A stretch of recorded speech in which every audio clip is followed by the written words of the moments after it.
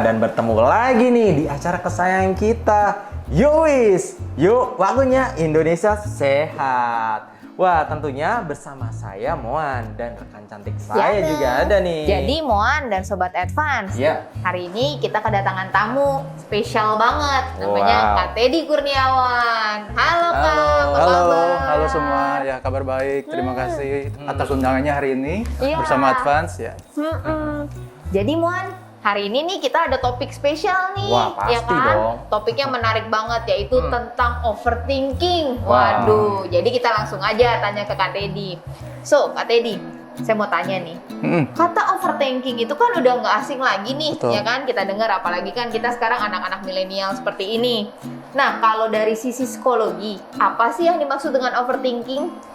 Oke, overthinking itu memang sudah tidak asing dan sebenarnya overthinking itu adalah mental proses. Jadi selayaknya kita berpikir biasa, kita kan setiap hari pasti berpikir, manusia pasti berpikir. Nah, ketika pemikiran akan satu hal itu terjadi dan terjadi terus-menerus berulang kali dan itu sampai mengganggu, itu yang dikatakan overthinking. Saya mau tanya nih kok, kira-kira kalau misalkan overthinking itu lebih ke penyakit atau memang kebiasaan ya Kak ya?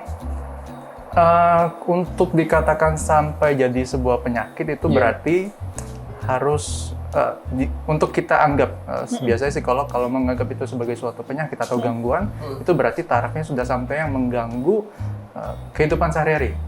Ya. Tapi kalau memang kita katakan di sini malam ini saya overthinking, tapi ya udah besoknya saya masih bisa kerja, mengurus diri dan segala macam, ya, itu bisa saya katakan masih ya masuk bagian dari kehidupan kita sehari-hari.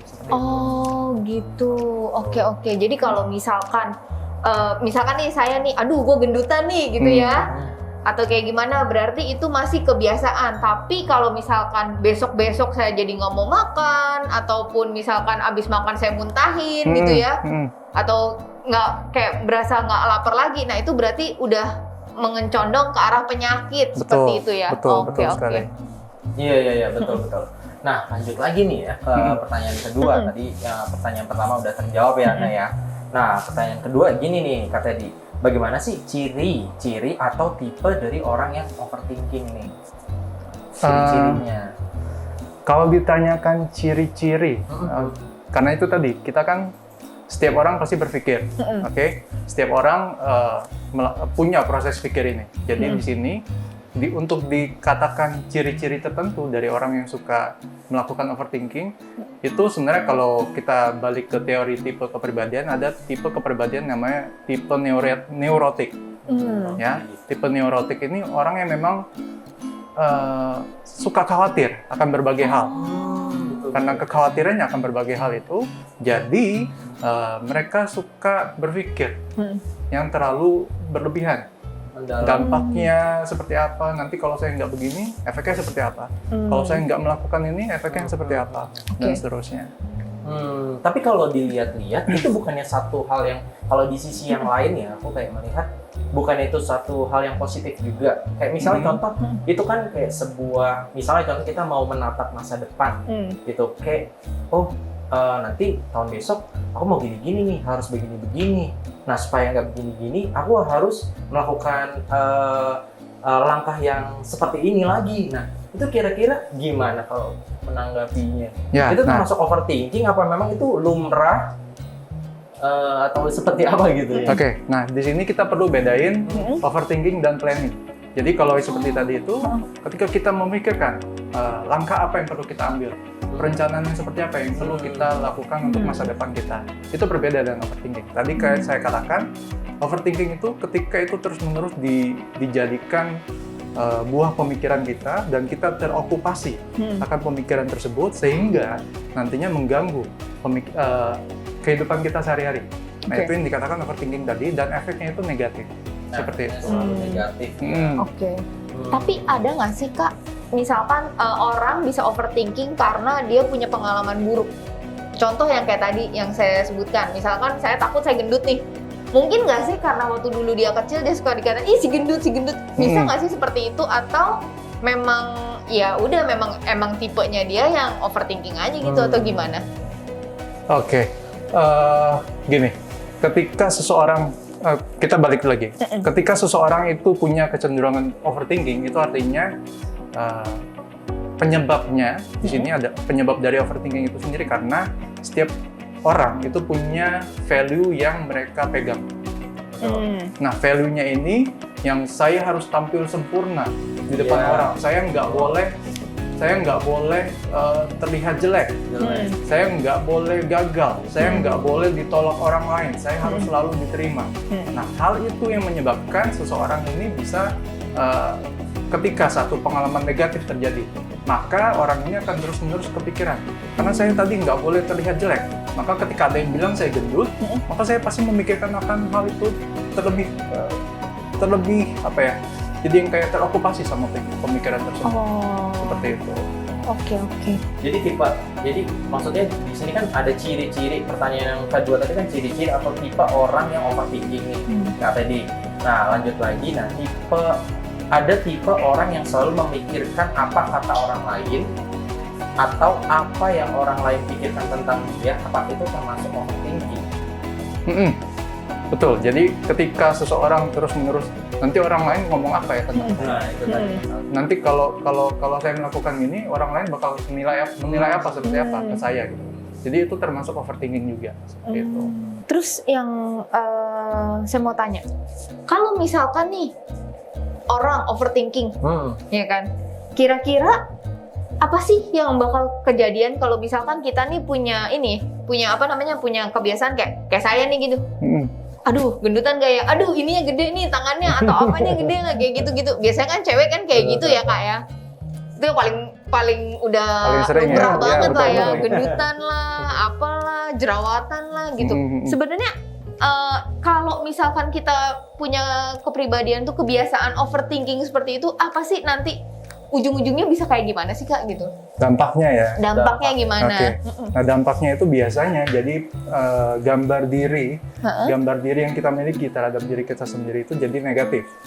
Itu yang pertama. Yang kedua itu penurunan kepercayaan diri. Terus juga dampak yang paling besarnya atau lebih negatifnya lagi itu sampai yang mengganggu kehidupan sehari-hari.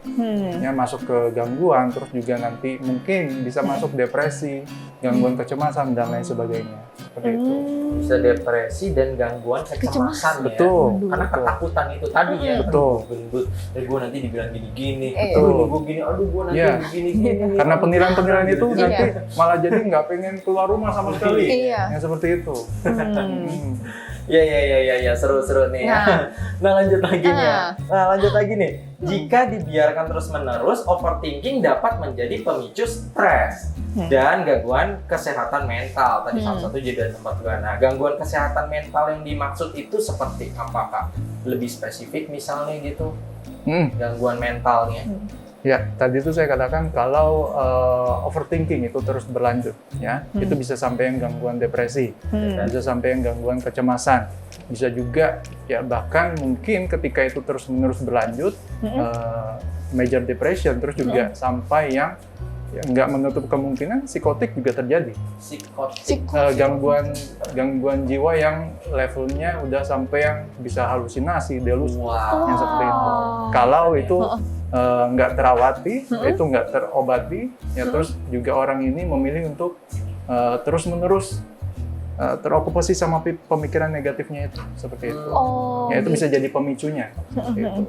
Waktu itu pernah ada yang ngomong sama saya, sering-sering olahraga jadi supaya pikiran positif. Itu ada efeknya nggak sih sebenarnya kalau olahraga dengan supaya maksudnya mereduce kemungkinan kita bisa overthinking gitu? Betul. Nah, olahraga itu salah satu hal yang bisa kita lakukan untuk mencegah agar kita nggak overthinking.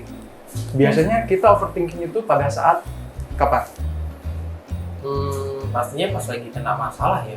Kena masalah, terus biasanya pada saat kita lagi nggak kerja, terus kita mungkin lagi bersantai, atau mungkin yang lebih sering itu terjadi pada saat kita mau tidur. mau tidur Oh, menjelang gitu malam, ya menjelang malam terus kita mau tidur, kita udah lagi baring, Lagi relax-relaxnya ya. terus tiba-tiba kepikiran Oh. akan sesuatu. Betul nggak? Betul nggak? Lagi Ya. galau jadi ya sebelum tidur galau dulu Nah, ya. Di kamar Nah, mandi itu. juga biasanya suka Betul, Iya nggak sih? betul. Di kamar mandi kayak lagi asik atau lagi ngawain kan bengong terus kita mikirin Betul. gitu. Hal-hal yang hal-hal itu terjadi ketika kita lagi bengong atau mungkin ketika kita lagi santai. Yang betul-betul ketika kita nggak lagi sibuk. Nah, olahraga ini itu sifatnya untuk menyibukkan diri. Pertama, agar kita nggak terfokus sama pemikiran-pemikiran overthinking tadi itu. Yes. Ya, yang kedua, ketika kita berolahraga, fisik kita aktif, itu ada hormon positif yang keluar, endorfin. Oke, iya benar-benar kebahagiaan. Betul. Jadi itu akan Endorfin. mempengaruhi moodnya kita juga. Iya. Seperti itu. Selain olahraga, kira-kira ada nggak tips-tips yang lain yang supaya kita menghindari nih overthinking?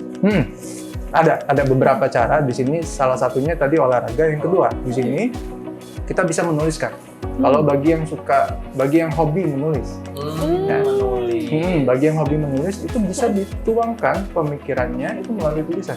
Oh. Ya, tujuannya apa? Agar kita bisa itu tadi. Tujuannya itu menuangkan emosi, menuangkan pemikiran kita dalam bentuk tulisan sehingga kita betul-betul bisa keluar semua. Jadi nggak cuma nyangkut di pemikiran kita aja.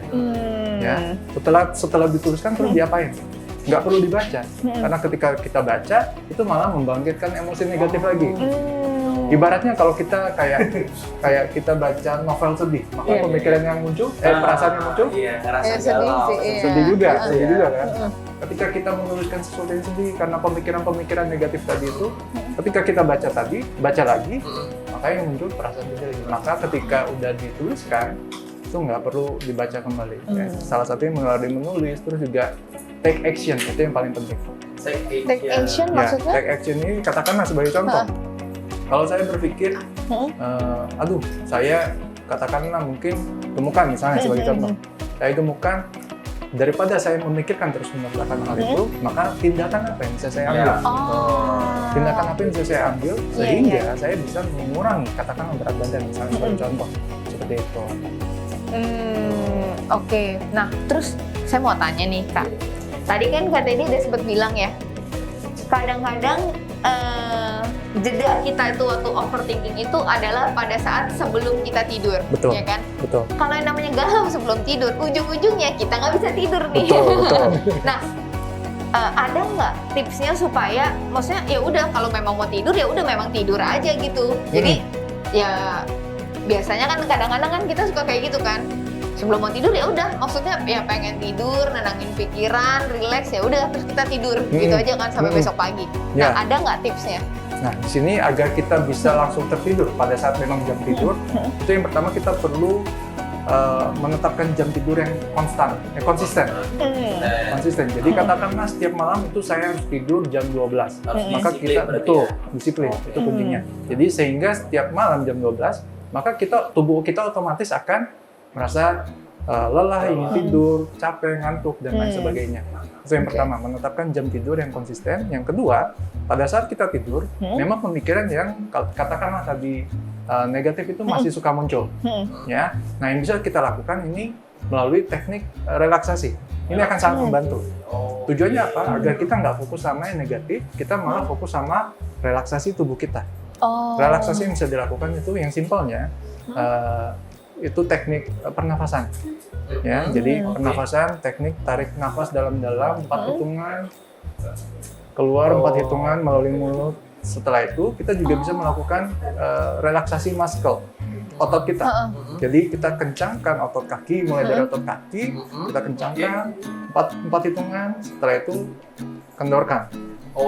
Gitu. Itu kayak menghela nafas juga ya. Betul. Ya gitu ya. Kayak Betul. menghela nafas juga ya. Betul. Tahan, lalu lepaskan Betul. gitu ya. Jadi mulai dari kaki ke paha sampai ke perut, terus juga ke tangan, ke leher, ke kepala itu kita kencangkan beberapa detik, lalu nanti lepaskan, maka otot-otot kita jadi lebih santai. Dan itu akan membantu untuk kita tertidur. Oke. Seperti itu. Gitu. Berarti banyak ya cara-cara supaya Iya. kita anti galau sebelum tidur ya. Betul. Iya udah. Yang pertama tadi bisa olahraga, terus melalui menulis atau nulis diary. Iya. Jurnal emosi. Oh Betul. ya, menuangkan emosi Betul. ya, tapi ya nggak perlu dibaca ulang ya, Iya. udah biar lewat begitu aja, itu ceritaku hari ini. Iya. Gitu. Salah satunya juga bisa merilekskan tubuh juga ya, caranya tadi tips-tipsnya juga itu bisa. Betul. Keren sih ya. Wah banyak banget nih ya informasi dari Kak Teddy ya mengenai overthinking. Nah sobat advance ya, udah dicatat belum nih tips dan cara mengatasi overthinkingnya dari Kak Teddy barusan? Harus dicatat ya pemirsa di rumah ya. Nah, semoga informasi-informasi di episode Yowis ini bisa bermanfaat nih buat sobat advance semuanya. Nah, Ya, yuk stop overthinking karena pikiran yang tenang merupakan kunci hidup seutuhnya, ya Benar kan? banget. Hidup cuma sekali. Betul. Jadi harus benar-benar dijalani dan dinikmati sepenuhnya. Yeah. Bener kan kayak Teddy? Betul sekali, betul. nah, Oh iya, Iya. ngomong-ngomong Kak Teddy, makasih banget ya atas informasinya. Jadi kita itu udah selain tahu, ya kan, kenapa sih awal-awalnya overthinking, terus bagaimana Iya, cara mengatasinya, ya kan? Terus juga udah menyempatkan diri untuk datang ke studio kita. Sehat selalu ya Kak. Thank you banget semua. Wah, Nah, Sobat Advance, sekian pembincang-bincang kita pada pagi hari ini dan jangan lupa share informasi bermanfaat ini ke keluarga, rekan, kerabat, dan teman-teman kalian ya. nah jangan lupa juga nih untuk klik tombol like-nya dan subscribe juga pastinya supaya kita semakin semangat nih untuk menghadirkan informasi-informasi menarik tentunya lainnya untuk sobat advance sekalian nih. Nah, akhir kata aku Moan, Dan saya Yana, tetap sehat. tetap semangat. Sampai Sampai jumpa. jumpa. Yo Yo, wis. Yo, Yo, waktunya Indonesia sehat.